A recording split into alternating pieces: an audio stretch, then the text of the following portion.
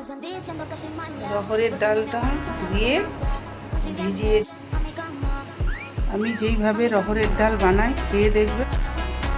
তেল গরম হয়ে গেছে, শুকনো লঙ্কা ফোড়ন হয়ে গেছে, এখন কাঁচা লঙ্কাটা দিয়ে দেব। কাঁচা লঙ্কা ভাজা হয়ে গেছে, টমেটোটা দিয়ে এখন ডালটা দিয়ে দেব। ডালটা দেওয়া হয়ে গেছে, কটা কারি পাতা দিয়ে দেব, ধনের গুঁড়ো, হলুদ,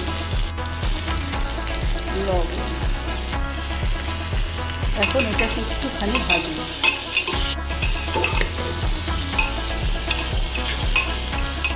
এখন জল দিয়ে দেব,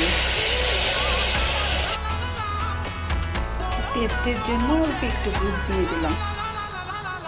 3 সিটি দিয়ে নামিয়ে নিয়েছি, হয়ে গেছে।